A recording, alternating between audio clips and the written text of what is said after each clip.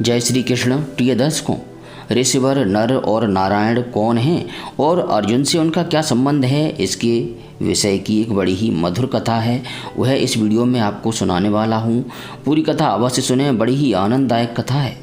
प्रिय भाई बहनों, घटना उस समय की है जब द्वारकापुरी में भगवान श्री कृष्ण राज्य कर रहे थे। एक दिन की बात है, द्वारकापुरी में किसी ब्राह्मणी के गर्भ से एक पुत्र पैदा हुआ, परंतु वह उसी समय पृथ्वी का स्पर्श होते ही मर गया।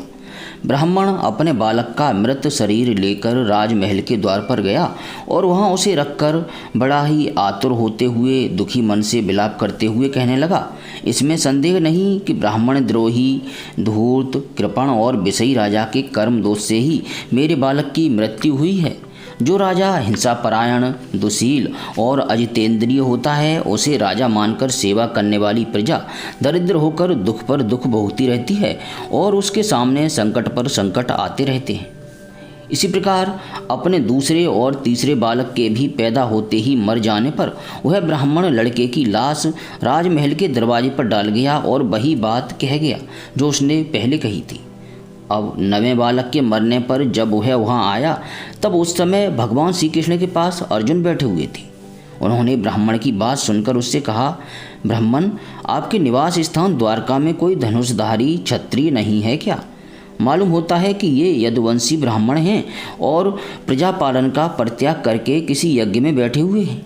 जिनके राज्य में धन, स्त्री अथवा पुत्रों से वियुक्त होकर ब्राह्मण दुखी होते हैं, वे क्षत्रिय नहीं हैं। क्षत्रिय के वेश में पेट पालने वाले नट हैं, उनका जीवन व्यर्थ है। भगवान, मैं समझता हूँ कि आप स्त्री पुरुष अपने पुत्रों की मृत्यु से दीन हो रहे हैं। मैं आपकी संतान की रक्षा करूँगा। यदि मैं अपनी प्रतिज्ञा पूरी न कर सका तो आग में कूदकर जल मरूंगा और इस प्रकार मेरे पाप का प्रायश्चित हो जाएगा। ब्राह्मण बोला, अर्जुन, यहाँ बलराम जी, भगवान श्री कृष्ण, धनुर्धर शिरोमणि प्रद्युम्न, अद्वितीय योद्धा अनिरुद्ध भी जब मेरे बालकों की रक्षा करने में समर्थ नहीं हैं, इन जगदीश्वरों के लिए भी यह काम कठिन हो रहा है, तब तुम इसे कैसे करना चाहते हो? सचमुच यह तुम्हारी बड़ी मूर्खता है। हम तुम्हारी इस बात पर बिल्कुल विश्वास नहीं करते। अर्जुन बोले, ब्राह्मण, मैं बलराम श्री कृष्ण अथवा प्रद्युम्न नहीं हूँ, मैं हूँ अर्जुन, जिसका गांडीव नामक धनुष विश्वविख्यात है। ब्राह्मण देवता, आप मेरे बल पौरुष का तिरस्कार मत कीजिए। आप जानते नहीं, मैं अपने पराक्रम से भगवान शंकर को संतुष्ट कर चुका हूँ। भगवान, मैं आपसे अधिक क्या कहूँ, मैं युद्ध में साक्षात मृत्यु को भी जीतकर आपकी संतान ला दूंगा। जब अर्जुन ने उस ब्राह्मण को इस प्रकार विश्वास दिलाया, तब वह लोगों से उनके बल पौरुष का बखान करता हुआ बड़ी प्रसन्नता से अपने घर लौट गया। प्रसव का समय निकट आने पर ब्राह्मण आतुर होकर अर्जुन के पास आया और कहने लगा कि इस बार तुम मेरे बच्चे को मृत्यु से बचा लो। यह सुनकर अर्जुन ने शुद्ध जल से आचमन किया तथा भगवान शंकर को नमस्कार किया। फिर दिव्य अस्त्रों का स्मरण किया और गांडीव धनुष पर डोरी चढ़ाकर उसे हाथ में ले लिया। अर्जुन ने बाणों को अनेक प्रकार के अस्त्र मंत्रों से अभिमंत्रित करके प्रसव गृह को चारों ओर से घेर दिया।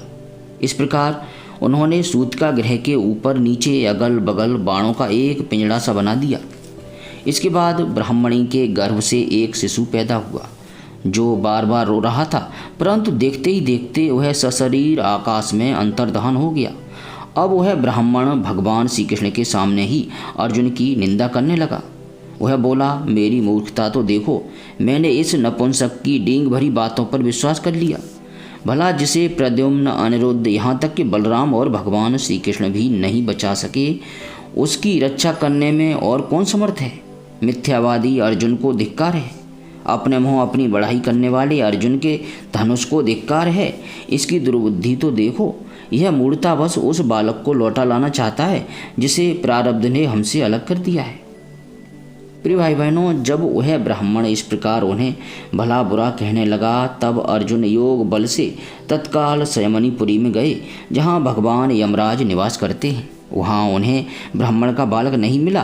फिर वे शस्त्र लेकर क्रमशः इंद्र, अग्नि, निरति, सोम, वायु और वरुण आदि की पुरियों में, अतल आदि नीचे के लोकों में, स्वर्ग से ऊपर के महलोक आदि में एवं अन्य अन्य स्थानों में भी गए, परंतु कहीं भी उन्हें उस ब्राह्मण के बालकों का पता नहीं चला। प्रिय भाई बहनों, अर्जुन की प्रतिज्ञा पूरी नहीं हो सकी। अब उन्होंने अग्नि में प्रवेश करने का विचार किया, परंतु भगवान श्री कृष्ण ने उन्हें ऐसा करने से रोकते हुए कहा, भाई अर्जुन, तुम अपने आप अपना तिरस्कार मत करो। मैं तुम्हें ब्राह्मण के सब बालक अभी दिखाई देता हूँ। आज जो लोग तुम्हारी निंदा कर रहे हैं वे ही फिर हम लोगों की निर्मल कीर्ति की स्थापना करेंगे।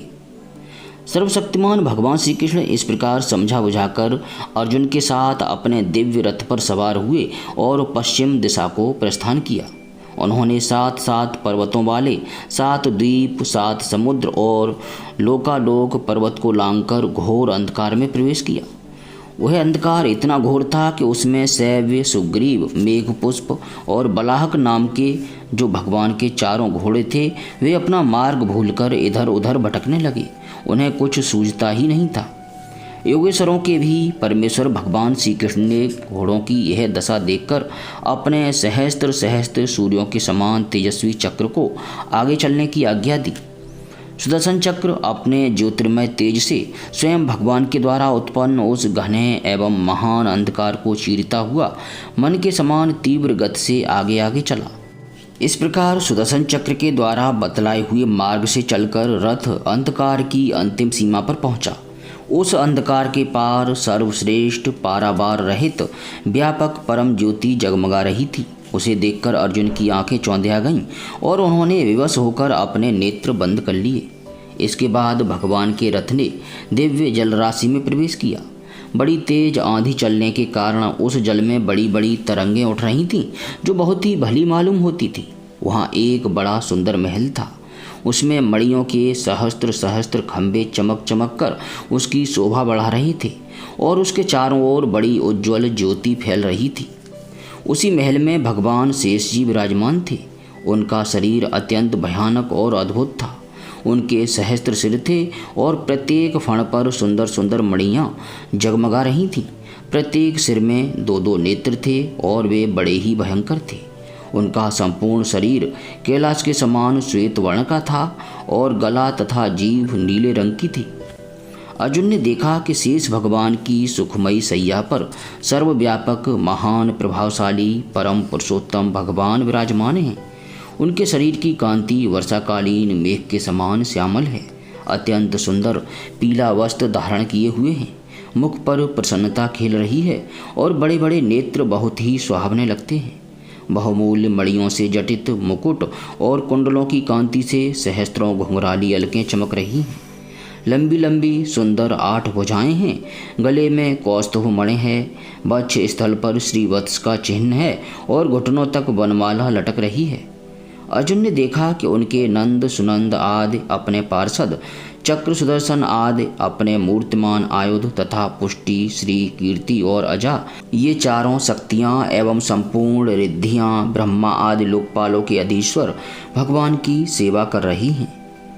भगवान श्री कृष्ण ने अपने ही स्वरूप श्री अनंत भगवान को प्रणाम किया। अर्जुन उनके दर्शन से कुछ भयभीत हो गए थे। श्री कृष्ण के बाद उन्होंने भी उनको प्रणाम किया और वे दोनों हाथ जोड़कर खड़े हो गए। अब ब्रह्मा आदि लोकपालों के स्वामी भूमा पुरुष ने मुस्कुराते हुए मधुर एवं गंभीर वाणी से कहा, श्री कृष्ण और अर्जुन, मैंने तुम दोनों को देखने के लिए ही ब्राह्मण के बालक अपने पास मंगा लिए थे। तुम दोनों ने धर्म की रक्षा के लिए मेरी कलाओं के साथ पृथ्वी पर अवतार ग्रहण किया है। पृथ्वी के बाहर रूप दैत्यों का संहार करके शीघ्र से शीघ्र तुम लोग फिर मेरे पास लौट आओ। तुम दोनों ऋषिवर नर और नारायण हो।